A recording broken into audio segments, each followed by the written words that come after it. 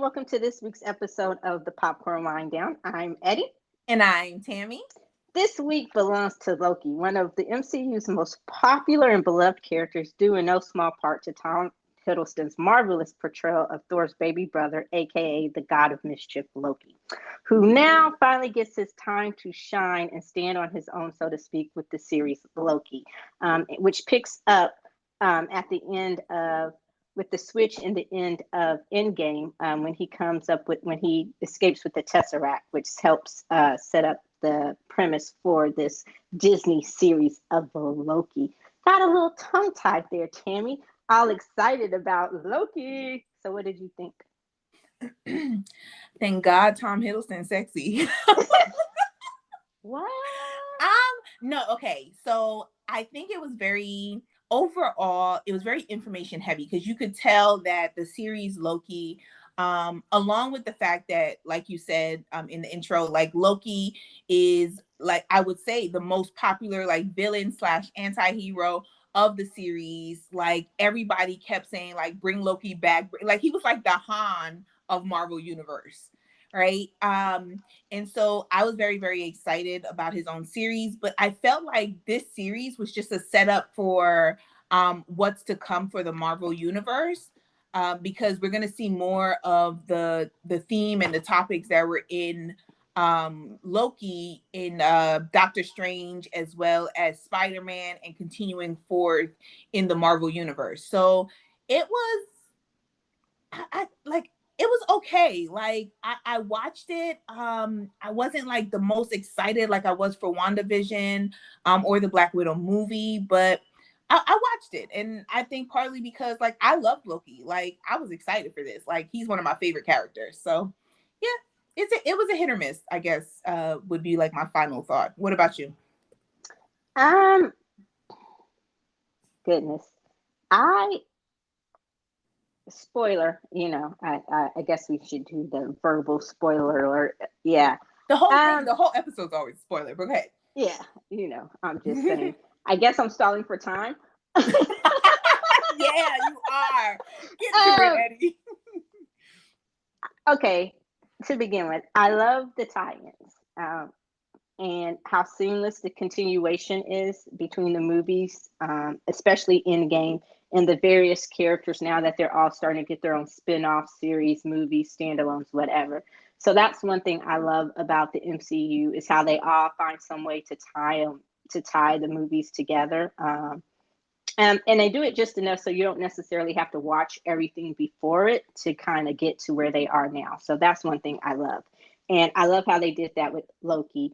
Like I said, it picks up at that switch part of when he reappeared in Endgame because they had to go back in time to try to get the Tesseract.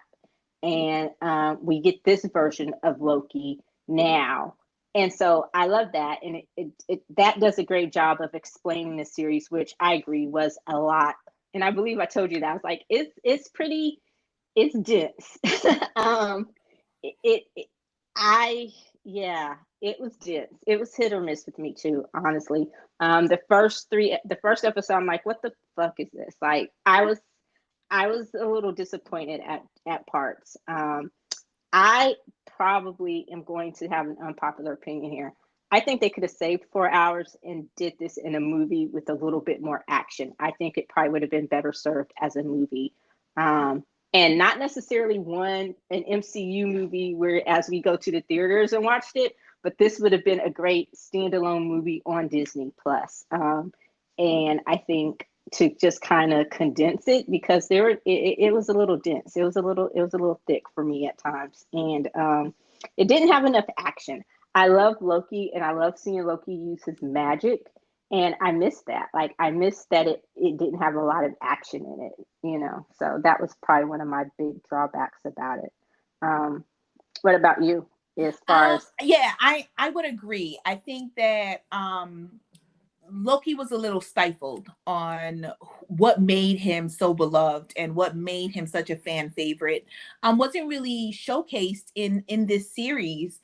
I I will say one thing is that they did keep like the banter of Loki on how he talks his way out of everything, or he tried to talk his way out of everything, which I absolutely love. Like the first episode you said was going to be a trying episode for me. I got to get to like the third episode, but I will say that I enjoyed the first episode, and the reason why is because of the banter. Like Loki was Loki in the first episode on how he kept trying to talk his way out of his capture and everything like that. Yeah. I really enjoyed that through the whole first episode. On every single time like he opens his mouth, I'm like, here we go again.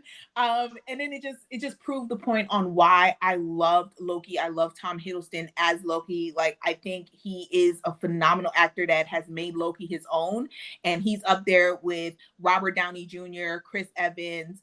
On I don't think anybody else can truly play that role the way that they have played that role and made it their own. So I will say that I did miss the whole magic aspects of who Loki is in this series, because he wasn't allowed to use magic the way that he normally would to get in and out of trouble previously. So I agree with you on that. Yeah. And you kind of hinted on it a little bit, but what do you think overall about the evolution of Loki as a character? Like how he has evolved from, since when did we first see him in Thor, or was he in Thor. the first Avenger? Yeah, Thor. Okay. Yeah, because Thor was before the first Avenger. Oh, okay. Yeah, Thor was Yeah. horrible. So oh, I try to forget. I try to forget the original Thor. Well, no, it's the second Thor that was really the one, Dark World. Oh my Dark God. World. Yeah. But yeah, the yeah. first Thor was kind of like, and that was when I can honestly say I was in it. Tom Hiddleston made that movie bearable, but that was one that I was just in it because it was the Marvel universe and you knew it was introducing Thor. But Ragnarok is really when Thor took off for me. But that's when it hit. But overall, since we first met Loki in Thor, long question aside, I'll repeat it because that 10-minute soliloquy. What do you think about the evolution of his character since we first met him in Thor? I love it because once again, another reason why I love Loki is because there's no like one thing about him. Like it's not like even Thor feels this way about his own brother, where that. Sorry. Okay, for my notes, one thing that I wrote down was that better explains what I'm trying to say, is that Loki is a perfect example of nature versus nurture.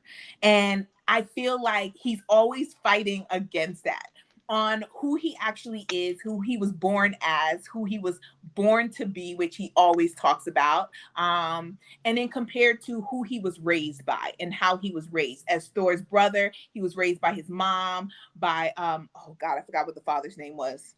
Odin. Odin. So kind of like comparing to that, I feel like he's always fighting against that, because even as he is the god of mischief, he's also someone that really loved his mother. Like he really loved her, and yet like he felt like inside that there was always something missing in his life. And I love the evolution of, he still to this day fights against that, right? Where he's not a bad person. I don't think Loki is a bad person. I think he's made very bad decisions. I think he has made decisions where he's not always lived with the consequences of those decisions, but overall being like a bad person, absolutely not. Like he's not a Thanos, okay? Like, which is even because Thanos is a questionable as well. But there's always a question on how far Loki can go, and you do see him have a fight of conscience when he does things that is wrong, and it's usually his brother that kind of makes him second guess himself, and then ultimately he always chooses what he wants to do. But I love that about him. Like there's always a fight on the inside between his nature and his nurture aspects of how he grew up. If that makes sense. That makes sense, right? Yeah, it does. It makes perfect sense. I love it. Okay. I'm just gonna preface this with nerd alert. In the original Greek or Norse mythology, gosh, Loki was Thor's younger brother, but he was adopted, which we know of in here. But he was half demon and half god, and somehow he was also Odin's how he became half demon and half god is he was Odin's blood brother. So he mixed Odin's blood with his own, and that's what made him. So that's why he has that dueling nature, kind of what you're talking about, nature versus nurture, the good in him, which comes from, the Odin part, and then the nurture, which I think they do a great job of, you know, the mischievous, the demonic part of him, I guess, the devil in him versus the God in him, and that nurture that he gets from his mom and his family and the love aspects and all of that. And I think Marvel has done a great job, because I know for me, in Thor, when I, just hearing Loki, we used to automatically think bad guy, and he was this character that no one had given much thought to, and everyone was prepared to hate him.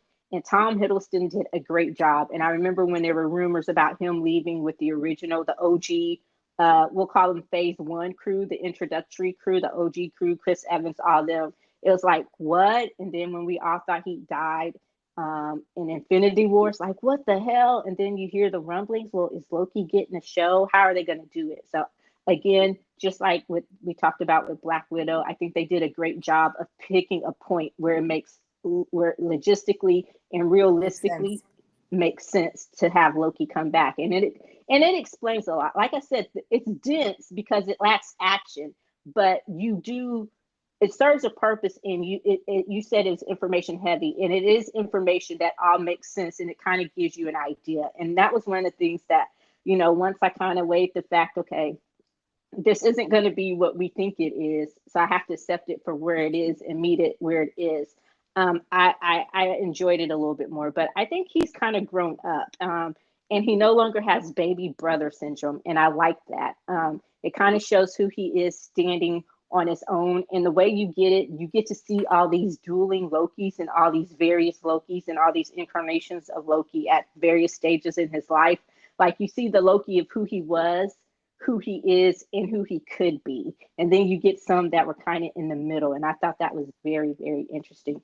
And so, like you said, it also helps us. I think I got a better understanding of why he is the way he is, and why he made some of the decisions he made in the past. Especially, you kind of get the feeling of how fucked up it is when Owen Wilson's timekeeper guy. I'm horrible with names, but Morbius. Yeah, when Morbius told him, hey, basically your purpose on life is to fail or fuck up so that your older brother, who's already the golden child of the family and of the universe, and one of the most beautiful Avengers, so that he and his team can succeed. And I'm like, what? Like, can you imagine how fucked up that is, that someone is telling you that is your purpose in life? Yeah, that is jacked up. Like, my job, cosmically, I was put on this earth to be an utter failure or fuck up just so you could succeed at my expense. Like, I was like, wow. Like, that to me, I was at that moment, I was like, wow, that explains so much.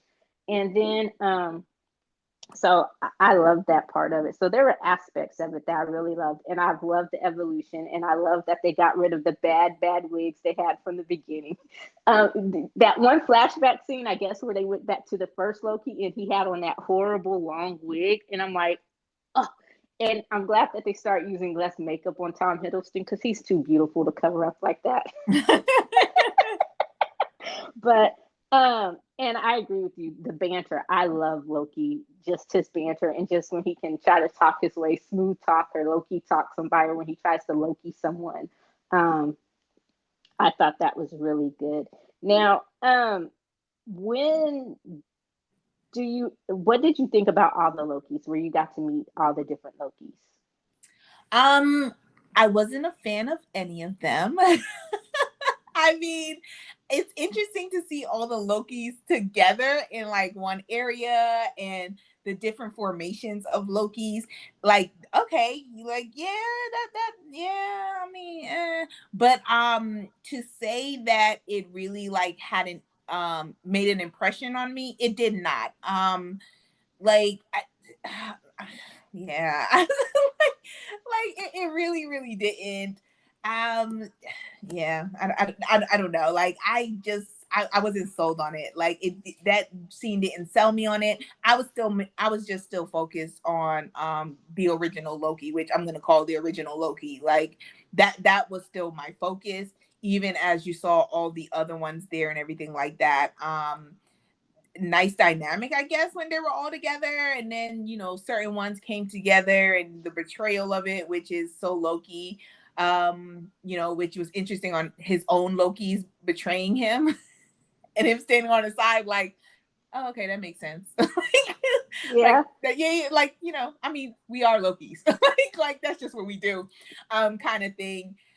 So yeah, I mean, that was the most interesting thing, was him kind of seeing like all of himself, and then the different ways of him being Loki, and recognizing and being like, yeah, that's something Loki would do, like kind of thing. So Yeah, um I thought it was funny how all the Lokis they were in cliques. Like they yeah, formed Loki cliques. And I'm they like, had their wait a own minute. gangs going on. Yeah, like, oh no, we don't like this group of Lokis. And I'm like, really? And then when they just start fighting each other, I'm like, And when they betrayed like the main, I was what? I'm gonna change my mind on that. Cause when they betrayed like the main Loki after he got them downstairs, that was interesting to me. I'm sorry. That yeah. was And funny. then the alligator Loki, I'm just like, really? like, and then once they explain, he's like, oh, well, yeah, I guess that makes sense. Like, okay. Um, so I so having said that about the Lokis, what did you think about Sylvie? Um, it was nice. I like the one thing I will say is out of all the Lokis, you mean to tell me there was only one female Loki in this whole this whole entire like universe? Out of all the Lokis, there was only one female. Unless maybe there was another female and I just didn't see her in all the mix. But I did think it was I liked Sylvie. I did like Sylvie. She had a purpose. She definitely had a purpose, and she stuck to her purpose. And I will say that it was kind of in comparison to how like Loki's whole purpose was to rule, right? Like he ain't know what he was gonna rule, but he knew he was destined to rule somewhere. And that same purpose that he had drove every decision that he made. And I think the same thing with Sylvie. Sylvie had a purpose, and every decision that she made was towards getting to that purpose. And I thought, I guess that personality trait goes no matter which Loki you are, which I did like. I like that. Like she was badass. Yeah, I liked it too, and she was the perfect combination to me of the best and the worst parts of Loki. She was a little bit more practical and analytical than we're normally used to from Loki. Loki is a do first, ask questions later type of person most of the time. He doesn't give, like you said, all he knows is he wants to rule. He doesn't know what he's going to rule. He doesn't know how he's going to rule. He just But knows he that gonna rule. he's determined to rule. And other than that, his whole quest in life is to find something or someone to rule over. So she's more practical in her thinking, but she was just so hell bent on her objective and her revenge that the consequences be damned, and that was truly Loki at his essence or his core as well. So it's like she was the best and worst parts of Loki, and Loki falling in love with himself is narcissistic, but it's a bit on brand. Like it's totally Loki, you know? But I feel like I took it as in, I know we're supposed to think of the fact of like him falling in love with himself, but I didn't see it as that, because I saw Loki and Sylvie as their own characters, right? And he fell in love with the traits that she had, because even as they kind of had the same, home life, um it was still very different because she grew up by herself, right? She basically raised herself, while he was raised with loving parents, and he was just a typical teenager on he's just going to shit on everything around him.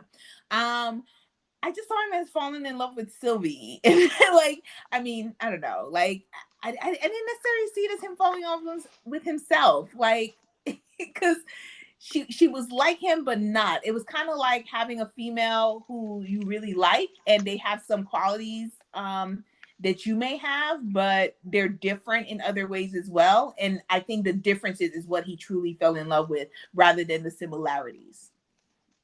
If that makes I, sense. yeah, I will agree with you that she did a great job. They did a great job of making Sylvie her own character, her own version of Loki.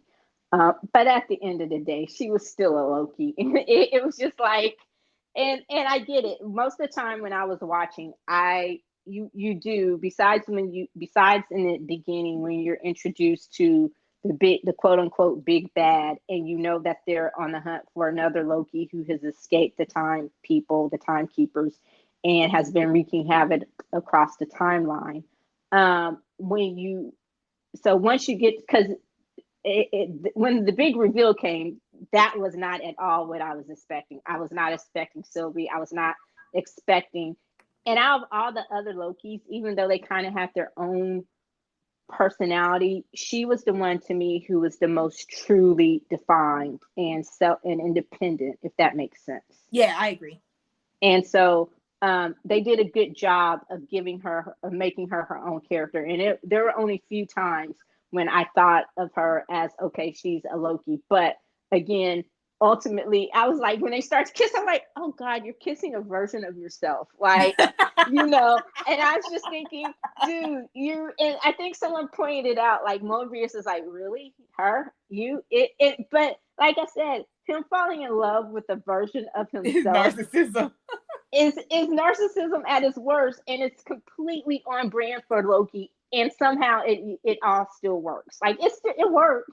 I was just like, it was like Arsenio Hall said, who recently was co-hosting Jimmy Kimmel Live, and he brought back, it's one of those things that make you say, So that's what it was. It was just like, yeah, narcissistic 101, but it works. Because ultimately, who does Loki love more than himself? And maybe his mom. No Sylvie. one. Sylvie, who is a female version of you, right? Ah, shit, Eddie. It's himself, his mom.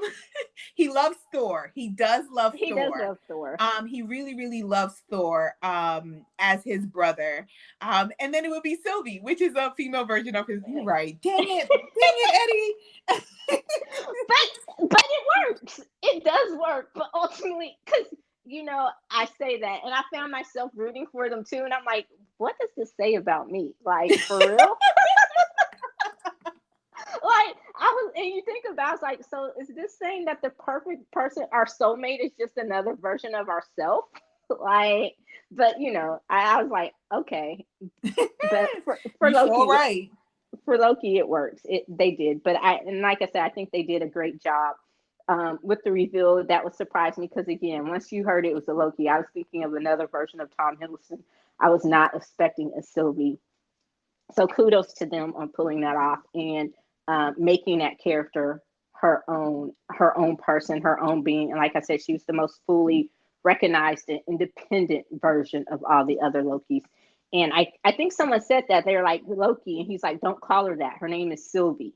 And when she was like, don't call me that, my name is Sylvie. So I think that went a long way to kind of distinguish. And you almost forget that she's Loki, just in a literally in a dress almost. Oh shit. Oh, you just destroyed it, Eddie. The destroyer of love worlds. And like you said, it really picked up to me. It got better. And episodes like 1 through 3, they were kind of like the beginning, I guess, and that's where you had to get a lot of it out the way. But it really picked up for me on episodes 4 through 6. What about you? 4 through 6, yes. I would definitely agree. Besides the whole banter of it, once you really got into what the purpose of the series was, it hit the ground running from there on really getting to towards the end of trying to destroy the TVA and then finding out what the TVA really is about and everything like that. So yes, I would agree on you on that. Now, so I think it did a great job also, the whole TVA thing, the timeline, which we haven't really talked about a lot. This whole thing is about Loki being out of time. And since he was not supposed to escape when they got the Tesseract. When the Avengers went back in, it was Endgame to get the Tesseract. Loki wasn't supposed to escape. We know in the original, I guess that was Avengers 2 when that happened, or was it? I forgot which one. It was the But I first think one. it was the first Avengers when that happened. Uh-huh. Oh yeah, it was. Okay. So we know that he does not escape originally. So in this one, in Endgame, he does escape. And we were all wondering, oh, okay, so we all knew that Loki lived. But because he wasn't supposed to live and he had already previously died, he becomes what they call a variant of himself. And he messes up the timeline at that point. And so I guess that also explains because when he gets into the, what is it, time capsule? Can we just call it the time capsule? What? Do you know, like the place where they send him? I'm just gonna call it the time The capsule. Void? Yeah, no, not where they sent him there, but when the TVA, when the timekeepers get him. Oh, I guess it is the TVA.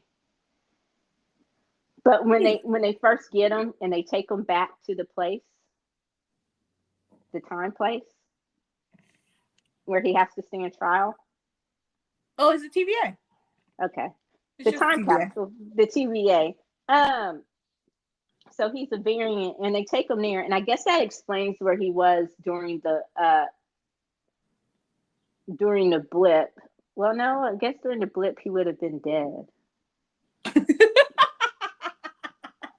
I don't know. But anyway, there's no time. The time See, doesn't work. this is what I'm talking about this whole thing. It was so much information and you couldn't really piece it together. But go ahead, my bad. Yeah, you're right, because I'm thinking about it now. I'm like, okay, so he escaped. But when he escaped, he would, okay, so during the blip, he was assumed dead because after when Thanos snaps his hand, and then at some point, because at that point it's still during the blip when they go back in time and try to get all the pieces so they can bring Thanos and everyone else back. So during the blip, he's half dead, he's half alive, but they all still think he's dead because he escaped and he's in the time TVA or whatever, where time doesn't really know any, where time doesn't pass like it does for everyone else. So I guess that's a good way of explaining that. But what did you think about that whole timeline thing, the whole timeline plot and story? It was time consuming. Unintended. Yeah, it was a lot to kind of figure out exactly where this was going, to keep track of, like, it was a lot. Even like towards the end with the whole spoiler, and when they finally find the timekeepers, as him and Sylvia are looking for, and they get to, I forgot what the dude's name was, who is like over it all, and he's explaining everything to them, and I'm just like, okay, ah, darn it, like it was just too much. It was too much. Like, I felt like I needed a notebook and I should have been taking some real notes. Like, okay, so they said that this is supposed to happen. Okay. Okay, this, like, I felt like I should have been taking some notes on that. So it was a lot. It was, I'm just gonna continue to say, like, it was a lot. It was a lot. Like, I understand it was a setup, and I'm gonna appreciate it when Doctor Strange comes out and when Spider-Man comes out and they go into more details of it and show how it works in the Marvel universe, sorry. But for right, it was just a lot. Like, yeah. Yeah, and we can. TV's not supposed to make my brain work that much. Come on now.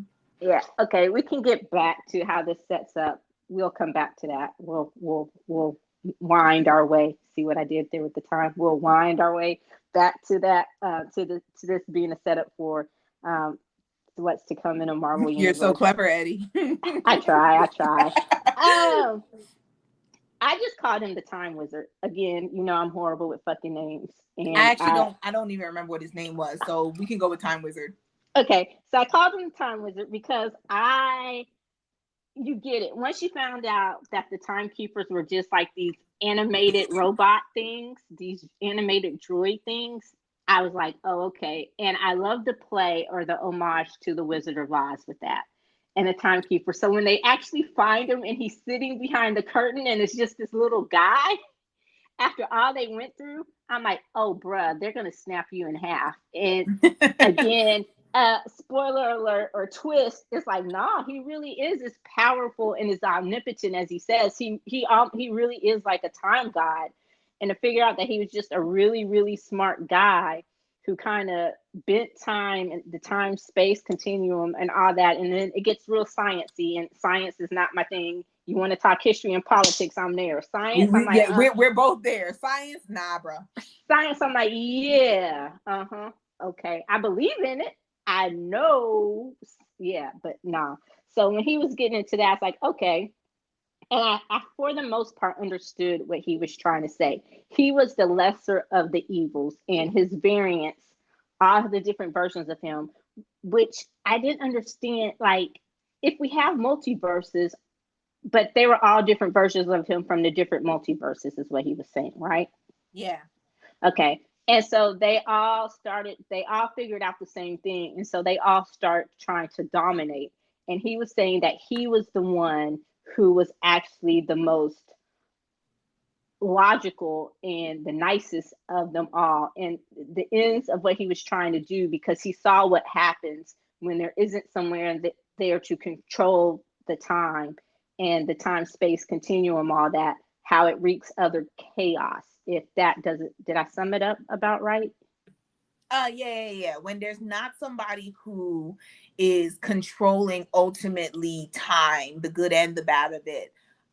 Yeah, like it what he was trying to stop them from doing was releasing even the more evil of what having someone who's controlling time when they're not there, when he's not there, the most evil of evil being released and the havoc that they could put on the universe, not just the world, but on the universe as a whole. So yes. Yeah, and the most evil of evil is some version of him. And Yeah. so, and the Time Wizard was played impeccably, like marvelously, by Jonathan Majors, who is just, I hope to see more of him in the MCU, and also on maybe on season 2 of Loki. Spoiler alert, it's already been renewed for season 2. But he is really, really in demand these days. So, but he did a phenomenal job as the timekeeper. He was an ass, but he played the role, and you kind of understood. And the one thing that got me is like, okay, it's, Loki is the king of bullshit, so he can kind of see through the bullshit.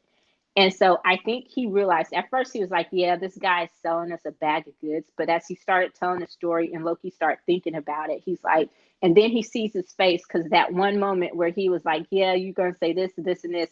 And then that one moment where he really has that when you kind of see the cockiness leave the Time Wizard's face, and you kind of see a little bit of fear when he's like, whoa, I didn't see that coming. I don't know what's coming next. Oh, I And agree with so, you on that. Yeah, like you, and that's what Loki sees, and that's I think ultimately that's what changes Loki's mind is when he sees the fear. Because before he was all confident as he's talking, but when he gets that fear and he's just like, oh my gosh, like I don't know what's about to happen. That changes Loki's mind, and yes. he's just like, maybe some people are necessary evils in this world, and he's one of those necessary evils that we need to keep. Yeah.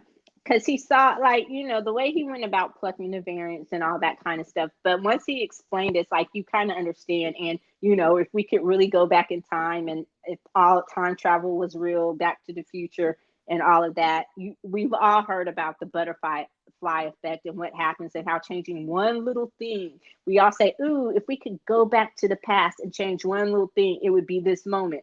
But then we think our life would turn out a different way.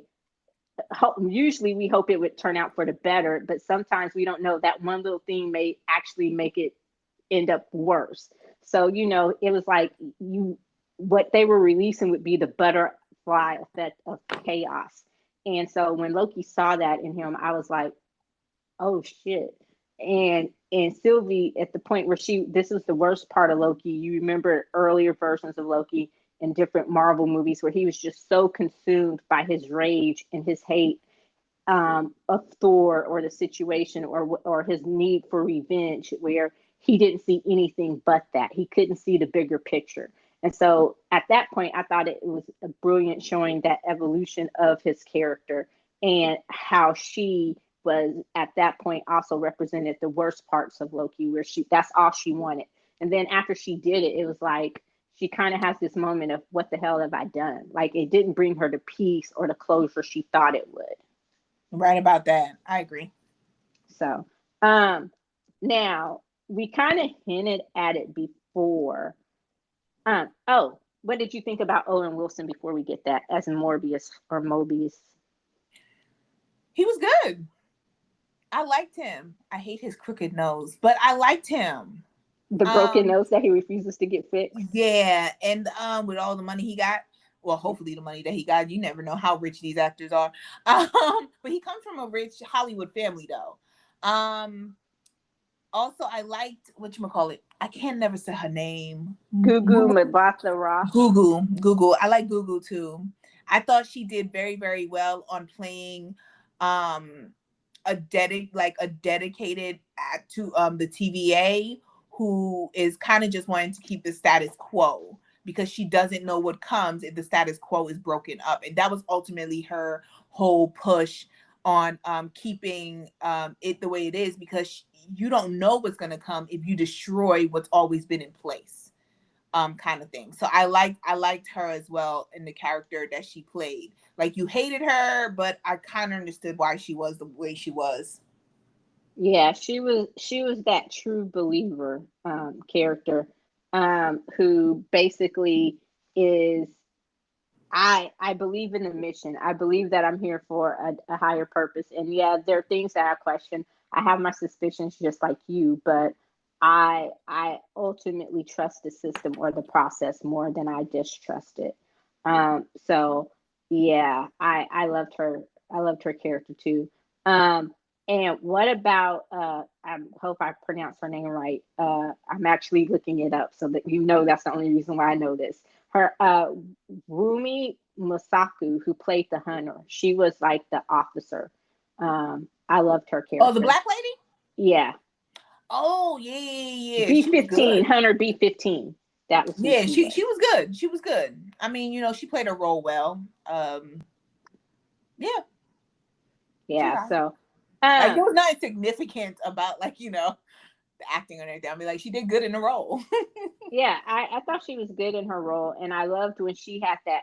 She was also she was the one who I thought would be Gugu Mbatha Raw's character, or Ravonna Renslayer. That was her character. She's the one who I thought would be the tried and true, just dedicated through and through, ride or die with the until TVA. she was showing her life. Yeah, until the end. I thought she would have been that, just, oh, I don't care. This is my duty. This is my mission. And then when she got that glimpse of who she was or what life was, I was like, oh, shoot. So that to me, that was also another twist I wasn't expecting. And Sophie DiMartino, she played Sylvie. So I think she did a great job. Now, where do you think? I understand how this would be a better fit, this story, to pick up this story. I understand how it would be a better fit for Doctor Strange, just because of the time bending nature of Doctor Strange and all of that. I'm interested to see how they're going to put it into Spider-Man, whether we get some Easter eggs or just some of the signs to come and they continue it. Spider-Man is coming out before Doctor Strange, right? Yeah, it comes out in December. Yeah. So I don't know. With Spider-Man, I'm thinking maybe Easter eggs or maybe some hints to of what's to come, or picking up some of the threads in here. What do you think? I don't know. Once again, I can't think that far ahead. Like, movies and TV shows for me to shut my brain off, not for me to have it work overtime to try to figure this out. So when I go to the movies to see Spider-Man, they just gonna explain to me exactly how it connects to Loki, and I'm gonna accept their explanation. That's the game I'm gonna play. And so Because Go ahead. I just can't think of it. I honestly cannot think of it, and I don't want to. I think it's just they're making it too intricate, and that's for the nerds out there who really, really go into detail, and they could tell you like everything and what's going to happen. Like, that's for them. But for me, and why I watch movies and why I enjoy TV shows and everything, that's not for me. I'm not analyzing that. I'm just going to enjoy it when it shows up. That's it. And then when it happens, you can be like, "That's bullshit." And I probably will. I You'd be like, probably will. "I don't like that explanation." Okay.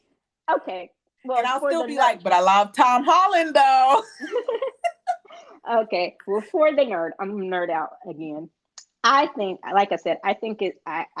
I'm thinking it's just going to be some Easter eggs, or they're going to pull on some threads. I don't know how they're going to make the connection and deal with the fallout fully in Spider-Man, because he has his own fallout to deal with from when Jake Gyllenhaal's character, I forgot who that was, uh, when he revealed who he really was. So unless they go back in time and erase that, I don't know. But like I said, I actually see this um, being filled out more, and them addressing it more in Doctor Strange, which I would be interested to see if Tom Hiddleston and Loki do show up in Doctor Strange, because again, Doctor Strange is now the new what is he? I guess the new Iron Man. He's like the new protector of the Avengers. So he's the new daddy of the Avengers, I guess.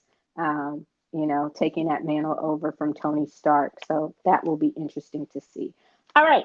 So as I stated, it's already been renewed for season second, season second for second season. Second season.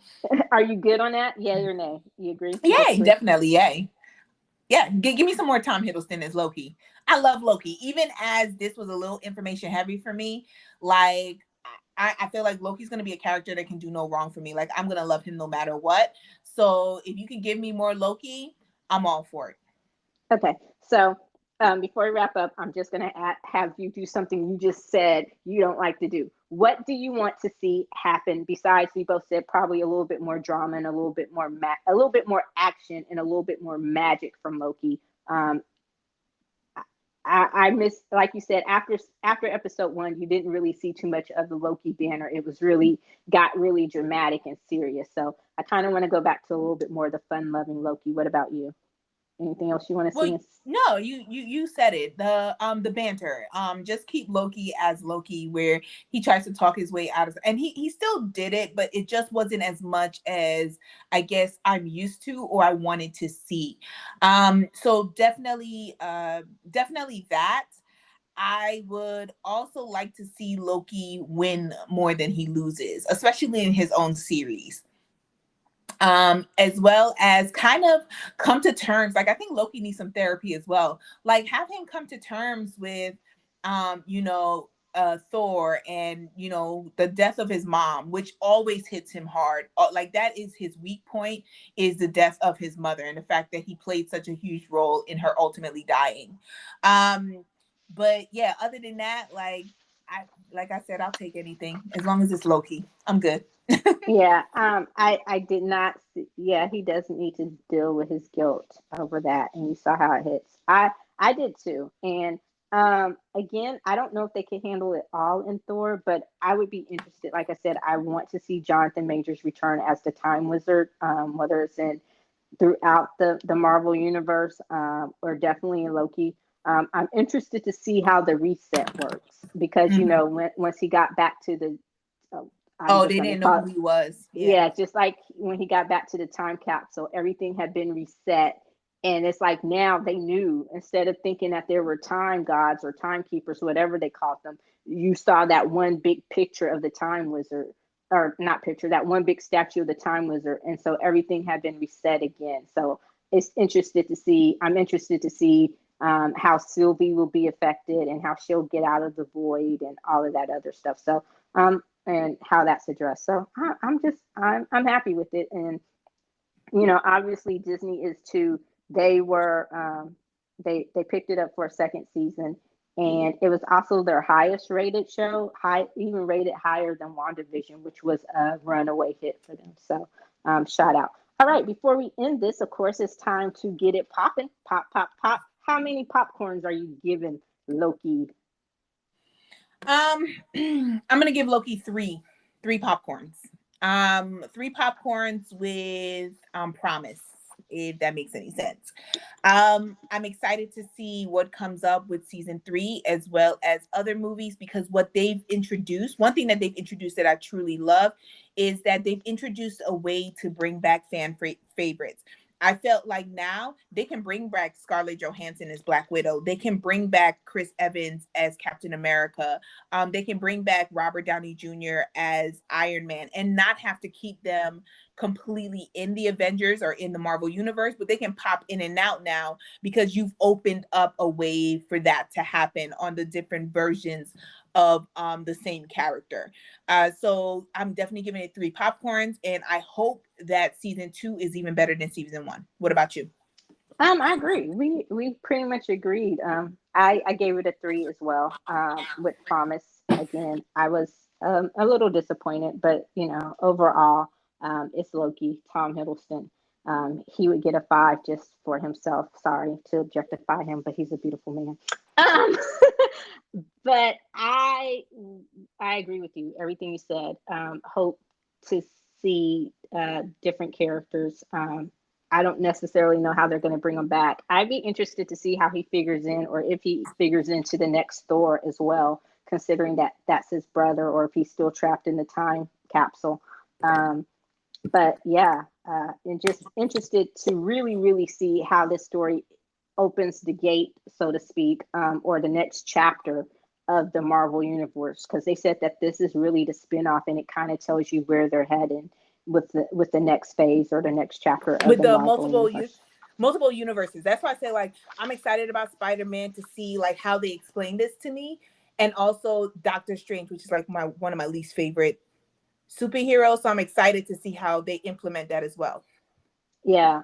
Again, the Doctor Strange movie was another movie. It took me a couple of times to watch before I just really got into it, and I was like, oh, okay. Because the first watch, I was like, what the fuck? And I was like, nah, I'm good on Doctor Strange. But I went back, and after I watched it again, I was like, oh, okay, it's better than I thought. So, all right. Well, that does it for this episode of the Popcorn Wind Down. As always, want to thank you for joining us, and please be sure to listen, like, follow, and comment on Apple Podcasts, Google Podcasts, and or Spotify Podcasts. You can also keep up to date on the latest in entertainment and pop culture news, as well as other amazing kernels of pop culture goodness at the Popcorn Wind Down. That's it. That's the plug. Pop, pop, pop. Thank you as always, and be sure to join us next week when we discuss Snake Eyes. Will it be a winner or will it crap out? Ha ha! See what I did? Oh my God. She hates it when I'm corny, y'all. She thinks I'm the corniest person. It's entertaining. It's so funny. All right. So until next time, I'm Eddie. And I'm Tammy. Bye. Peace.